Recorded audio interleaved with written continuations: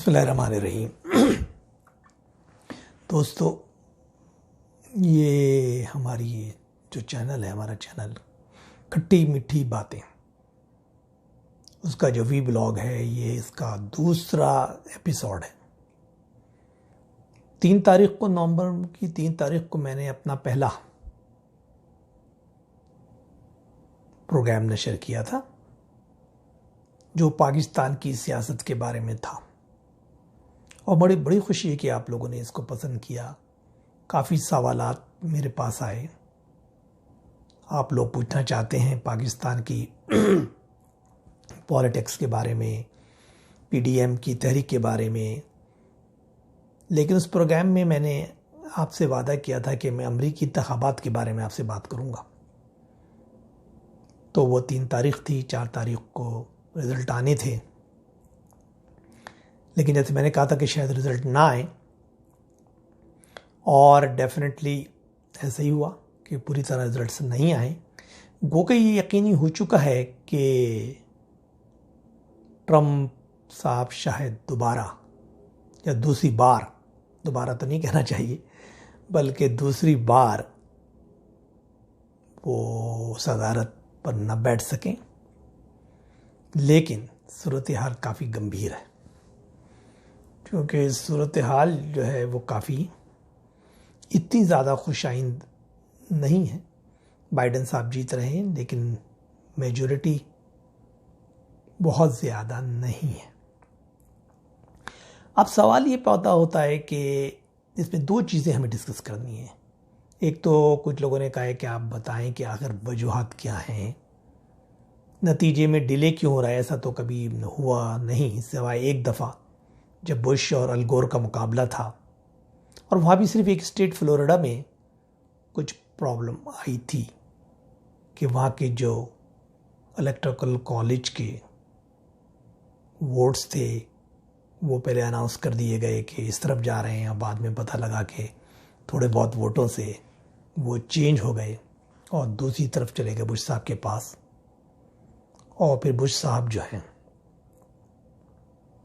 वो सदर बन गए। बड़ी मुकदमेबाजी चली, सुप्रीम कोर्ट में गए, लेकिन कुछ नहीं हुआ। क्योंकि देखिए, यहाँ पर अब इसमें मैं बता दूं कि एक तो अमरीकी इंतखाबात हमारे पाकिस्तानी नाजरीन के लिए, जो बहुत से लोग मेरा ये चैनल देखते हैं, उनको कुछ शायद मालूमात चाहिए हो कि आखिर इंतखाबात होते कैसे और बाद में ये प्रॉब्लम क्यों आती है। देखिए जी, अमरीकी जो इंतखाबात हैं, चलिए ये तो खैर बात मैं भी बताता हूँ, लेकिन इसके साथ दूसरा ये भी कि फिर इसके बाद जो भी जीता है, मोस्ट प्रोबेबली और 99% ये कि जो बाइडेन साहब जीत गए हैं और वही आने वाले सदर बनेंगे, चाहे कितनी लिटिगेशंस हो। तो उसके पाकिस्तान पे क्या असरात होंगे, पाकिस्तान के सियासतदानों पर क्या इसके असरात होंगे, या पाकिस्तान की पॉलिसी पर क्या असरात होंगे, पाकिस्तान की इस्टेब्लिशमेंट इसको किस अंदाज से दिख रही है, ये भी हम बातें करेंगे। तो पहले मैं बात कर रहा था अमेरिकन इलेक्शंस की, सदारती इंतखाबात की। देखिए, अमेरिका की जो जमहूरियत है उसमें सदारती इंतखाब होता है, जो सदर होता है, जो सबसे पावरफुल होता है। लेकिन उसको भी जो काम करना है, जो पॉलिसी लानी है, जो इस्लाहात करनी है, उसके लिए फिर वहाँ पे 2 इदारे हैं। एक कांग्रेस है, जैसे हम लोग पाकिस्तान में शायद कौमी असम्बली कहते हैं, और दूसरा जो है वो सेनेट है।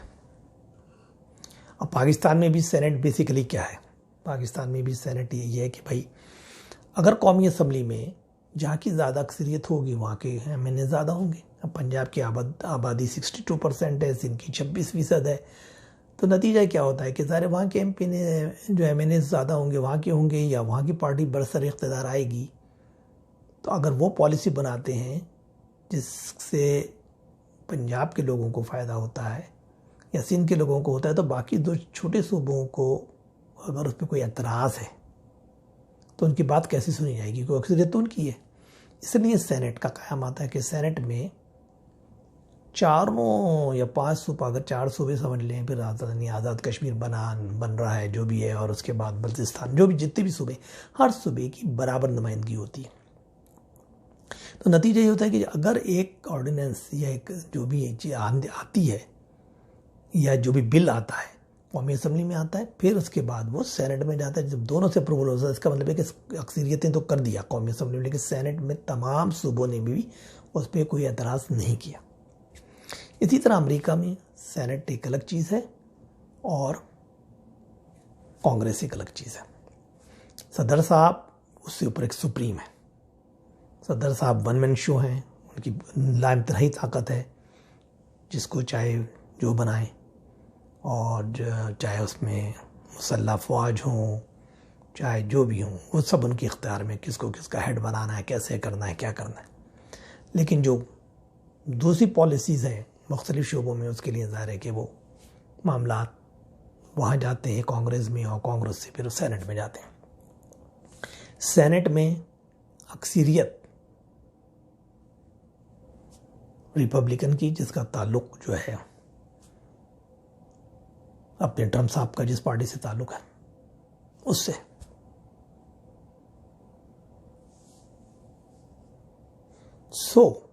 नतीजा क्या निकल रहा है कि जैसे ओबामा साहब भी बने थे, जब कोई भी बिल वगैरह लाते हैं या कोई ऐसा मसला करते हैं तो सेनेट भड़क जाता है, क्योंकि सेनेट में उनकी अक्सरियत नहीं थी, रिपब्लिकन की थी। बाइडेन साहब अगर आते हैं एक, तो अब प्रॉब्लम क्या होगी, क्योंकि अभी तक जो इन्होंने सरतोड़ कोशिश की थी डेमोक्रेटिक पार्टी ने, जिसकी तरफ से जो बाइडेन है, कि हम किसी तरह अक्सरियत ले लें सेनेट में, लेकिन अभी तक ऐसा हुआ नहीं है। 4 सीटें अभी भी उनको चाहिए, और 4 सीटें अगर उनको नहीं मिलती, जिसके आसार कम नज़र आ रहे हैं, शायद 2 सीटें मिल जाए, 1 सीट मिल जाए, तो नतीजा ये है कि अक्सरियत ट्रम्प की पार्टी यानी रिपब्लिकन के पास रहेगी। और नतीजा क्या होगा कि जो भी सलाहत ये करना चाहेंगी बाइडेन साहब, बड़ी मुश्किलात पेश आएंगी उसकी अप्रूवल में। अच्छा, अब होता क्या है इसमें, जो ज़्यादा प्रॉब्लम मुझे नज़र आ रही है वो ये होगी कि अगर हम इसका तज्जिया करें कि जो हारे थे, हिलरी क्लिंटन जो हारी थी ट्रंप से, तो उनकी क्या गलती थी, किस वजह से वो हारी थी। देखिए, डेमोक्रेटिक पार्टी और रिपब्लिकन पार्टी तो वही है जिसे हम कंजर्वेटिव कहते हैं, यानी मजहबी ख्यालात के लोग, यानी ऐसे लोग जो समझते हैं कि मज़हब को ज़्यादा फ़ौक़ियत देनी चाहिए और पुरानी अक़दार को रखना चाहिए ज़िंदा, और वगैरह वगैरह।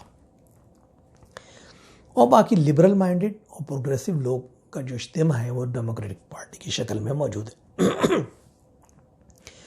डेमोक्रेटिक पार्टी में कम अज़ कम 25% लोग प्रोग्रेसिव भी हैं, यानी कि बाएं बाजू के, यानी कि लेफ्टिस्ट।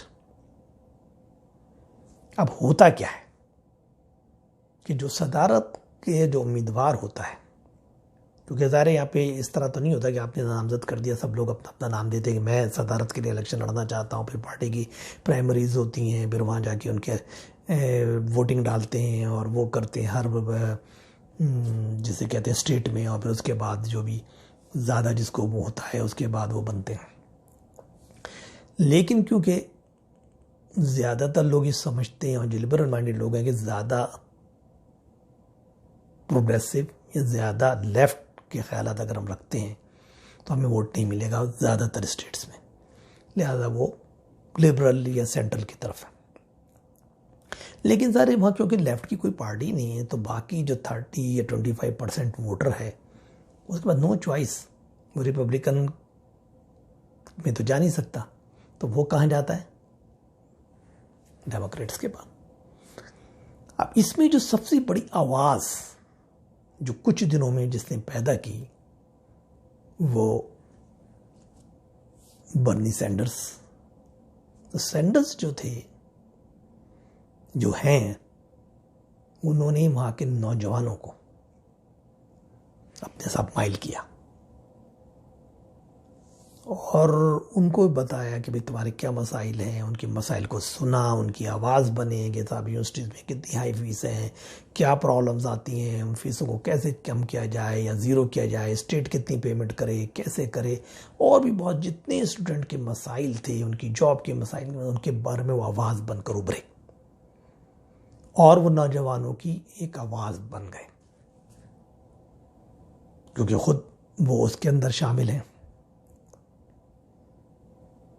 डेमोक्रेट में तो ज़ाहिर डेमोक्रेट के अंदर उनका एक बहुत बड़ा नौजवानों का जो रोल था वो उनके साथ आ गए।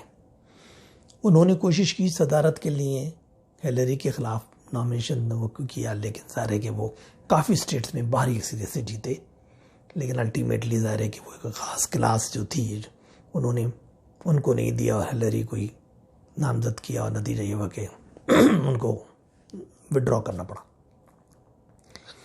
लेकिन वो इतनी आखिरी स्टेज में जाके विड्रॉ हुए, और फिर जो हिलरी ने भी बहुत ज़्यादा उस पर फोकस नहीं किया, क्योंकि इख्तलाफात दोनों के इतने बढ़ चुके थे।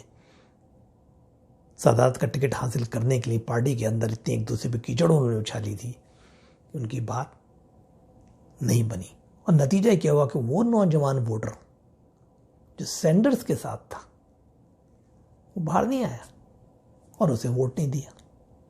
अब इन 3-4 स्टेट्स के, क्योंकि यहाँ पर जो होता है वो इलेक्टोरल कॉलेज जो है ना, उसका ताल्लुक इससे है, जैसे मैंने बताया जस्ट लाइक सेनेट की, समझ ले कि आबादी के तनासुब के लिहाज से सीटें हैं।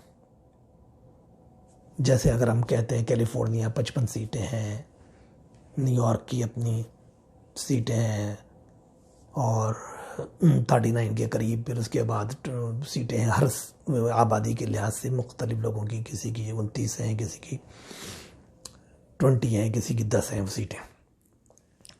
तो पहले वहाँ लोग वोट डालते हैं, जिस स्टेट में जिसको ज़्यादा वोट मिलता है तो वो इलेक्टोरल कॉलेज की पूरी सीट्स तो उस बंदे के पास चली जाती हैं। अब यहाँ पे 270 आपको अक्सरियत के लिए चाहिए। अब 270 के हुसूल के लिए ज़्यादातर स्टेट तो ऑलरेडी डिसाइडेड हैं कि कैलिफोर्निया डेमोक्रेट्स के साथ है, तो न्यूयॉर्क डेमोक्रेट्स के साथ है, तो ये स्टेट, और इसी तरह जो कंजर्वेटिव की हैं वो उनकी डिसाइड है। तो अब सिर्फ स्विंग स्टेट जो होती है ना, 7-8 स्विंग स्टेट्स हैं जो कभी रिपब्लिकन को वोट देती हैं और कभी डेमोक्रेट्स को, जिसको यहाँ भी कहते हैं कि उनका रंग लाल है, हालांकि वो कंजर्वेटिव है लेकिन रंग उनका लाल है, और इनका ब्लू है डेमोक्रेट्स का। तो नतीजा ये होता है कि कभी रेड बन जाती हैं कभी ब्लू बन जाती है 12। अब नतीजा क्या हुआ कि जो स्टेट्स, अगर हम यहाँ से चलें तो मिशिगन है, पेंसिल्वेनिया है, विस्कंसन है, इधर की जो पट्टी चलती है यहाँ पर बहुत सनती तरक्की हुई थी, बड़े कारों के कारखाने और इसके पुर्जे बनाने के इंडस्ट्रियलाइजेशन। तो यहाँ पे जो वाइट सफ़ेद लोग ब्लू कॉलर के वो बहुत है। नतीजा क्या है, तो ये स्टेट हमेशा, क्योंकि ट्रेड यूनियंस इनके साथ होती हैं, डेमोक्रेट्स के ये होती हैं वो, तो इसकी वजह से ये जो पट्टी इनके साथ चलती थी। लेकिन बाद में ज़ाहिर रिसेशन आया, बहुत कारखाने बंद हो गए, ज़्यादातर चीज़ें चाइना से इम्पोर्ट होने लगी, पर्दे वहाँ पुर्जे गाड़ियों के वहाँ बन रहे हैं, ये बन रहे हैं, यहाँ सिर्फ असेंबल हो रहे हैं, लोगों की रोज़गारी ख़त्म होना शुरू हुई। तो उसको देख कर जो नारा लगाया ट्रंप ने वो ये था कि गोरों के पास वो पहुंचा, उससे कहा भाई तुम इनको क्यों वोट देती हो, उन्होंने तुम्हारे लिए क्या किया, और बाबा 8 साल बैठा रहा, कुछ नहीं किया, तुम मेरे साथ आओ। तो एक तो ये बात थी। फिर भी खैर ज़ाहिर वहाँ पे ट्रेड यूनियनिज़म बहुत ज़्यादा स्ट्रॉन्ग है, ये तो वो इतने ज़्यादा फिर भी फ़र्क नहीं पड़ने वाला था। लेकिन हुआ ये कि क्योंकि इन इलाकों में जितना नौजवान था जो सपोर्टर तो डेमोक्रेट्स का था, लेकिन बाएं बाजू के ख्यालात का था, और वो बर्नी सैंडर्स के साथ था।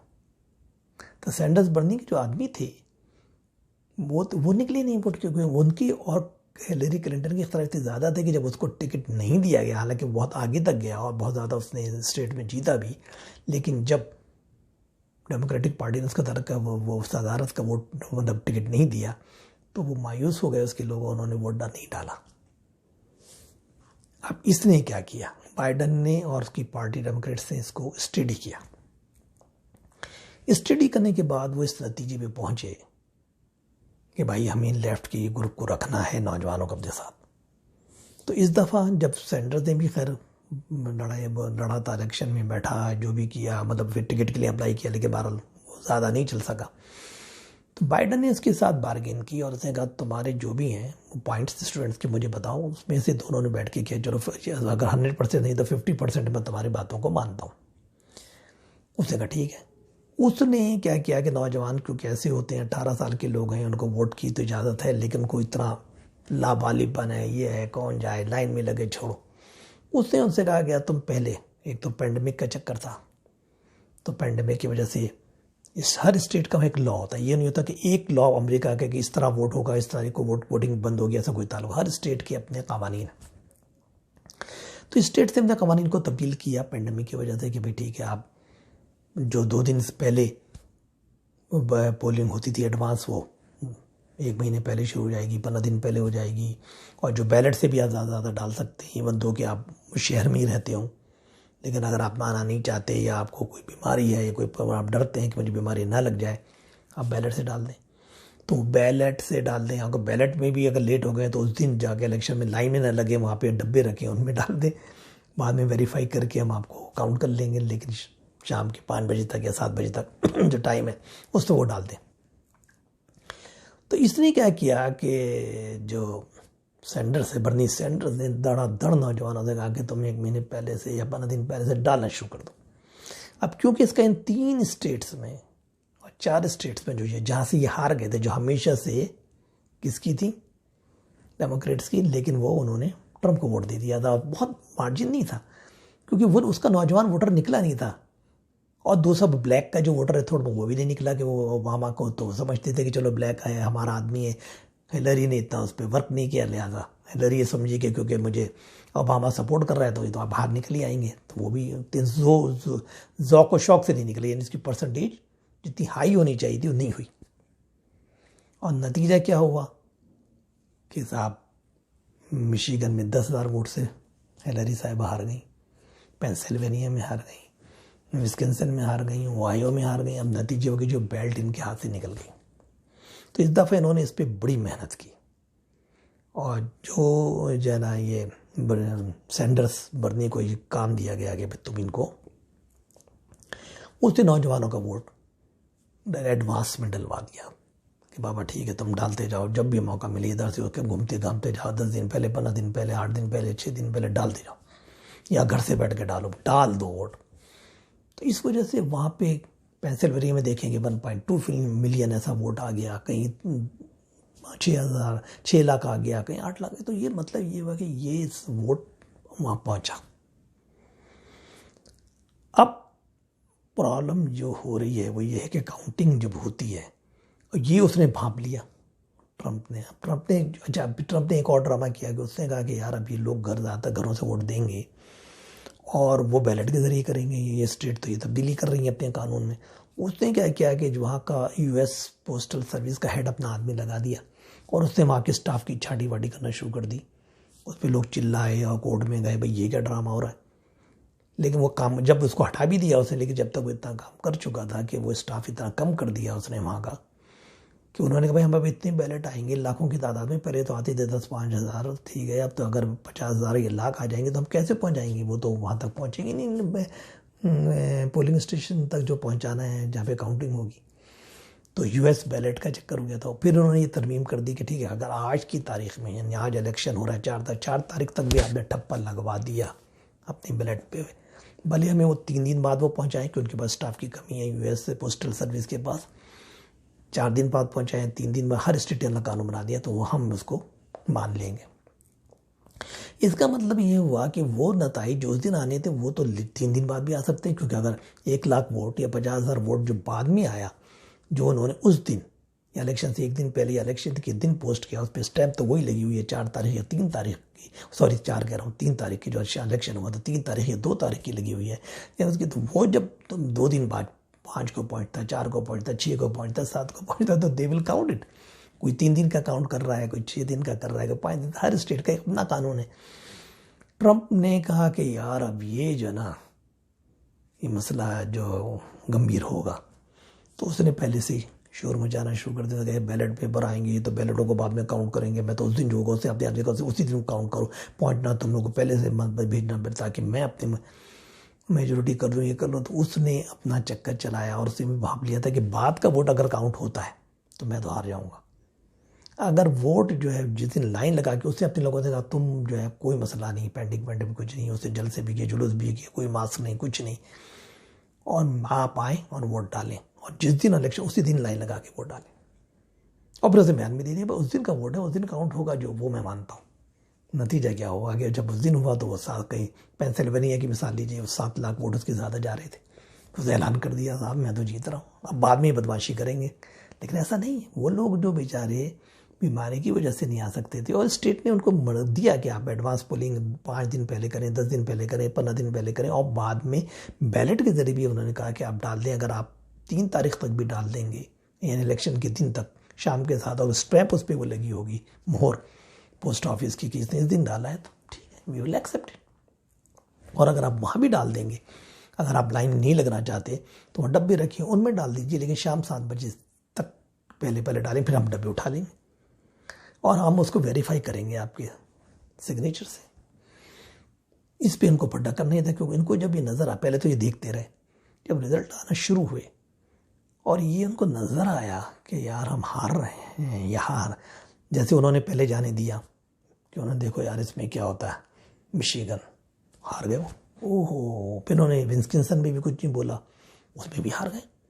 उन्होंने कहा यार ये तो बड़ा मसला हो रहा है, ये वाले वोट काउंट होंगे और हम 20-25 हज़ार वोट से हार जाएंगे, क्योंकि वैसे भी हम 10-15 से जीते थे यहाँ पे। नतीजा ये कि उन्होंने कहा पेंसिल्वेनिया में पड्डा करो, ठीक है, एरिजोना में पड्डा करो, तो जॉर्जिया में पड्डा करो। अब वो उन्होंने मतलब पट्टे से मतलब ऑब्जेक्शन रेज करो, तो वो उन्होंने ऑब्जेक्शन रेज किए हैं। लेकिन ये मैं कहता हूँ इन ऑब्जेक्शंस की कोई बहुत ज़्यादा कानूनी हैसियत नहीं है और इससे नताइज पे बहुत ज़्यादा फ़र्क पड़ने वाला नहीं है। इवन दो सुप्रीम कोर्ट में उसके जजों की अक्सरियत है और उसने अपने 6 जज अपने कंजर्वेटिव लगा दिए हैं, मतलब जो लगे हुए थे, 1-2 जो उसकी अभी डेथ हुई तो वो जो एक प्रोग्रेसिव थी उसका डेथ हो गई तो उससे भी वो लगा दिया। तब इस वक्त वहाँ की सुप्रीम कोर्ट में 3 जो है प्रोग्रेसिव ख्यालात के जजेस हैं और 6 जो हैं वो कंजर्वेटिव हैं। तो नतीजा है कि उनको जो भी ऐसा बिल होता है, जैसे इसकाते अमल का बिल है या जो भी बिल है, तो वो नहीं होगा वहाँ, वो क्योंकि वो लोग बैठे हुए। तो बहरहाल ये वो प्रॉब्लम है। तो लिहाजा नताइज के मुताबिक वो जीत चुके हैं बाइडन साहब, नताइज आ जाएंगे, नताइज पे वो लेदे भी होगी, लेकिन वो जो भी होगा, लेकिन मेन चीज़ है कि जो वो बनेंगे तो ये बहुत डिवाइडेड हो गई।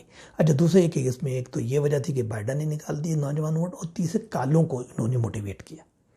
अब मिशिगन में मैं बहुत जाता रहा हूँ, क्योंकि लास्ट इलेक्शन में तो जब बॉर्डर खुला था कनाडा का और अमेरिका का, तो मैं पूरी इन स्टेट पे बाई रोड घूम रहा था। मैं सुबह से निकला, मैंने पूरा मिशिगन पे, ओहायो, फिर इन सबको बाई रोड देखा, क्योंकि मुझे बहुत शौक है इन चीज़ों का कि मैं देखना चाहता था कि आखिर क्या है।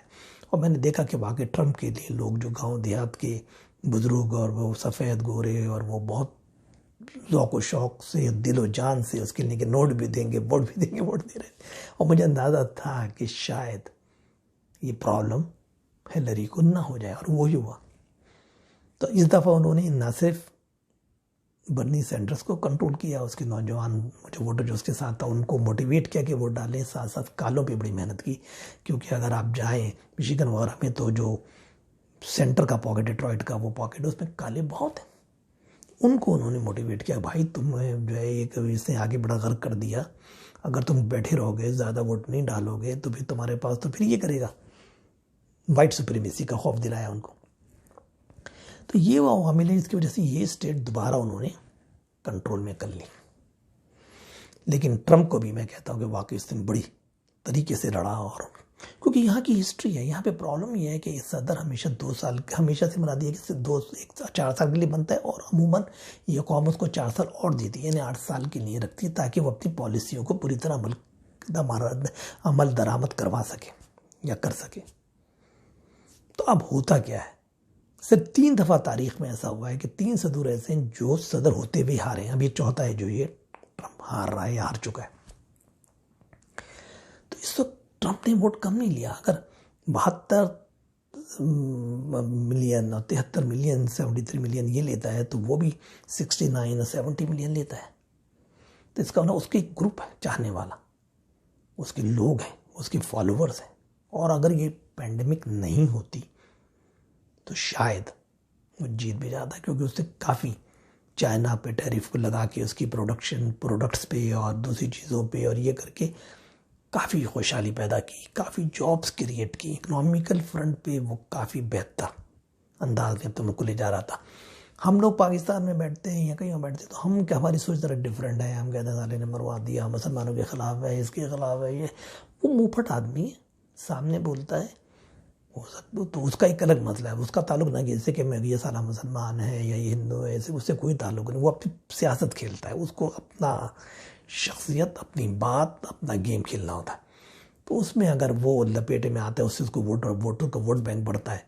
ईरान को ये करना है तो फलां को ये करना है, या सऊदी अरब है। सऊदी अरब इस्लामिक नहीं है क्या? वो उसका खास आमी है, चमचा है। उसको जाके उसकी बेटी को 7-7 करोड़ अरब डॉलर की वो तमखे और तोहफे देता है, वो जो है बादशाह बैठा है। तो कहने का मकसद ये नहीं कि कोई ना मुसलमानों के खिलाफ होता है, कि हर आदमी के अपने मफादात हैं, अपनी सियासत है, उस पर लोग चलते हैं। उसमें अगर उनको मुसलमानों को बुरा कहना पड़ेगा क्यों महंगे, अगर उसका वोट बैंक बढ़ जाता है, अगर अच्छा कहना पड़ेगा अच्छा कहना है। तो इसलिए इन पे मत जाइए कौन क्या है, इस पे जाइए कि उसका अपना मकासद क्या है, उसका अपना मफाद किस चीज़ से वाबस्ता है, उसकी बात होती है। ये सब मफादात के खेल हैं, इसमें कुछ नहीं रखा। तो खैर ये बात थी, ये आपको पता लग गया किस तरीके से कैसे जीता। और इस पे ज़ाहिर अब दूसरा ये होगा कि अब ट्रम्प, जैसे अब सुनने में आ रहा है कि 2024 में दोबारा इलेक्शन लड़ेगा, पॉपुलरिटी बहुत है उसकी, उसका जाना, और वो सेनेट में अपनी हैसियत रख के इसको चलने नहीं देंगे बाइडन को। तो बाइडन पे बहुत प्रेशर आएगा। दूसरा बाइडन का ड्रॉबैक ये भी है कि ये काफ़ी उम्र से सबसे एजेड आदमी जो सदर बना है फर्स्ट टर्म में। अब 4 साल बाद जब सेकंड टर्म में जाएगा तो 80 को क्रॉस कर जाएगा, और इसके बाद अगर ये बनता है तो बड़ा मुश्किल होता है।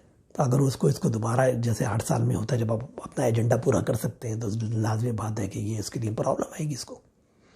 और जब इसको प्रॉब्लम आएगी तो किसी और को अगर दे, उधर ट्रम्प तैयार हो रहा है कि मैं तो फिर दोबारा 24 में आऊँगा, इतना वोट तो मेरे पीछे है ही। और उस दौरान वो इतना टफ टाइम देगा कि ये अपनी कोई सलाहत ना कर सके। और मेजर सलाहत कौन सी, जो उसने बर्नी सैंडर्स से या लेफ्ट के लोगों से मायदे किए हैं इसने कि भाई स्टूडेंट को मैं ये फ़ायदा दूंगा, ये दूंगा, वो दूंगा। लेकिन जब वो जाएगा सेनेट में तो उससे सेनेट के जो पास कराने के लिए रिपब्लिकन पार्टी की हैसियत तो उनकी है, उनके पास जाना पड़ेगा। जब उनसे जोड़ तोड़ करेगा तो कुछ लोग कुछ तो करेंगे, तो काफ़ी चीज़ों को उसको बैकवर्ड आना पड़ेगा कि चलो ये वो कहेंगे ये काटो तो सब रेडी करें, तो सोशलिस्ट हम तो मानते ही नहीं, ये पॉइंट्स निकाल दो, ये पॉइंट्स पर मान देते। नतीजा क्या होगा? नतीजा ये होगा कि लेफ्ट का ग्रुप नाराज़ हो जाएगा, और लेफ्ट का जो उनसे नाराज़ होगा और नौजवान नाराज़ होगा, तो फिर अगले 4 साल बाद 24 के अंदर फिर ट्रम्प को नज़र आ जाएगा कि भाई मैं फिर दोबारा शेर बन के आ रहा हूँ। ये अल्लाह ताला जाने कब होगा, क्योंकि हो सकता है वो 4 साल में ना जाने ना मैंने देखा, आपने देखा क्या होने वाला है। लेकिन ये फ्यूचर प्लानिंग यहाँ इसी तरह होती है। 12 अब इसका सिर्फ ये देखना है कि पाकिस्तान में इसके असरात क्या पड़ेंगे। देखिए पाकिस्तान में इसके असरात बहुत ज़्यादा नहीं पड़ते। उसकी वजह एक अमेरिकन एक पॉलिसी होती है, खारजा पॉलिसी, का अफगानिस्तान से निकलना है और ये करना है और वो करना है, और इंडिया को उसका हमने हेड बना दिया उस इलाके का, वो हमारा चौकीदार है, वो उसकी सब देखभाल करेगा। इंडिया को हमें ज़्यादा तरक्की देनी है, टेक्नोलॉजी देनी है, सब कुछ देनी है, ये है कि वो है। ये पॉलिसी वही रहेंगी।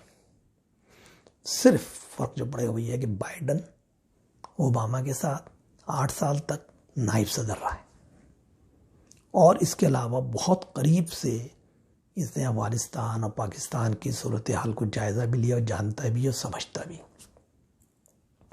दूसरी बात ये कि जो डेमोक्रेट्स होते हैं ना, ये कोशिश करते हैं कि सिविलियन गवर्नमेंट को सपोर्ट करें, फौजी को ना करें। मार्शल लॉ को they don't like martial law. तो ये तीसरा एक हिलरी जो थी उस ज़माने में जब ओबामा था, तो जरदारी साहब भी बेनज़ीर मरी, और बेनज़ीर से उनके हिलरी के ताल्लुकात थे। फिर वो जरदारी साहब बने तो हुसैन हक्कानी वगैरह के थ्रू ये इन्होंने काफ़ी उसको सपोर्ट भी किया और कोशिश भी की। लेकिन उनको फिर उनका अंदाज़ा भी किया, उन्होंने हो गया कि नहीं आप तो भाई फ़ौजी की चलती है, तो इन बेचारों को बना भी दोते तो डमी है, जो हमसे वादा करते हैं पूरा नहीं कर सकते। नतीजा क्या हुआ कि उसने बल्कि अभी कहा इंटरव्यू में हिलरी ने कि भाई ये तो डीप स्टेट है, यानी कि इसके अंदर तो पीछे ही सब कुछ इस्टेब्लिशमेंट करती है, तो बेचारे डमी जो वज़ीर आज़म है। तो बेसिकली पाकिस्तानी फ़ौज जो है उसको भी फ़र्क नहीं पड़ता, बल्कि उनको भी ये पता है कि ये जानते हैं हिलरी वगैरह जो कि ज़ाहिर डेमोक्रेट्स के मेन हैं और जो उसके साथ मशावरत भी इसी के साथ वही करेंगे, ज़ाहिर बाइडन के साथ वही लोग, उनमें से कुछ ज़ाहिर वो तो नहीं बनेगी बस ही नहीं, लेकिन दूसरे लोग जो बनेंगे, जो सेनेटर्स हैं और ये हैं जो सेक्रेटरी ऑफ स्टेट वगैरह बनेंगे, तो वो तमाम तो वही लोग होंगे ना। तो वो सब लोगों को जब ये चीज़ों का पता है तो फ़ौज डायरेक्ट तो नहीं आ सकती, इसके अलावा माशाल्लाह वगैरह को वो ये नहीं करते। लेकिन ये है कि ये इमरान खान को भी बहुत ज़्यादा नहीं करना, पता है कि ये भी वहीं से बेचारा बन के आया, इसकी कोई अहमियत नहीं है। तो नतीजा ये कि मेरा ख्याल है कि पॉलिसी मुझे नज़र नहीं आ रहा कोई फ़र्क। थोड़ा बहुत ये कह सकते हैं इमरान खान को फील हो कि यार मैंने बड़े पर्सनल ताल्लुकात कर लिए थे, ट्रम्प के साथ जीतता तो मुझे और फ़ायदा होता, ये अलग कहानी है। और क्योंकि ये जो है ये हिलरी वगैरह का ग्रुप या ये जो बना है बाइडन और ये उसके साथ का जो ग्रुप है, ये वो ग्रुप है जिनको कहते हैं कि ज़्यादा इन लोगों की भी पहुँच है, चाहे बिलावल वगैरह की, ये फला की, इनकी उनकी अपोजिशन की, इवन नवाज़ की भी, क्योंकि जब मिस्टर क्लिंटन थे, जब बम का धमाका वो जब ना कारगिल का वाक़या हुआ था तो वो उस पर उन्होंने इनको इंडिया को रोका था उससे हमले से और इनको बचाया था। तो बहुत सारी बातें हैं जो अपोजिशन की भी इनसे काफ़ी लिंक्स हैं। ट्रंप एक दूसरे टाइप का आदमी था, उसको इससे कोई ताल्लुक नहीं था। वो तो कहता बाबा मेरी पॉलिसी अमल करो, मैं नहीं जानता तुम मुसलमान हो, हिंदू हो, फला हो, जो भी हो, यहूद हो, नसारा हो, ये बात मानती हो तो ठीक है, नहीं मानती तो भागो। तो उसके लिए कोई अहमियत नहीं थी किसी। ये लोग फिर भी थोड़े बहुत नज़रिए की या उसकी बात करेंगे तो इम्पैक्ट इतना ज़्यादा नज़र नहीं आता, लेकिन फिर भी जमहूरी क़ुव्वतों को थोड़ा सा फ़ायदा होगा। जो मैंने कहा था ना कि जब PDM को जितना लंबा इन्होंने गैप दिया है, और भी ये भी था कि अमेरिका इंतखाबात का लड़के जो दूसरा जलसा 22 तारीख को पेशावर में करेंगे, तो एकदम गैप लोग कहते क्यों किया, तो इसके अंदर उन्होंने जो इंतखाबात हो रहे हैं गिलगित बल्तिस्तान में, फिर अमेरिकी इंतखाबात हैं, फिर गिलगित बल्तिस्तान के रिज़ल्ट हैं, उनकी वो कितने गैर जानिबदाराना होते हैं, क्या नतीजे आते हैं, बहुत सारी बातें। अब ये बातें बाद में करेंगे इंशाल्लाह। आज का मैं यहाँ ख़त्म करता हूँ, सवालात बहुत आ रहे हैं आपसे। फिर मैं कहता हूँ कि प्लीज़ मैं इसको सब्सक्राइब कीजिए, घंटी पे रिंग कीजिए, मुझे बात कीजिए, मुझे सवालात कीजिए हर किस्म की हम बात करेंगे इंशाल्लाह अगले एक आध दिन में कि अब मज़ीद क्या होगा बाइडन के बनने के बाद, और PDM और फिर गिलगित और बल्तिस्तान में क्या नतीजे आएंगे, और उस तरह फ़ौज क्या चाह रही है, बिलावल साहब और फ़ौज के दरमियान क्या खेल चल रहा है, पेजरदा अपने जो बैठे हुए हैं नवाज साहब वो अब क्या सोच रहे हैं, वो किस एंगल पे जाएंगे, लॉट ऑफ थिंग्स। तो आज तक सिर्फ इतना ही, इंशाल्लाह फिर बात होगी। अल्लाह।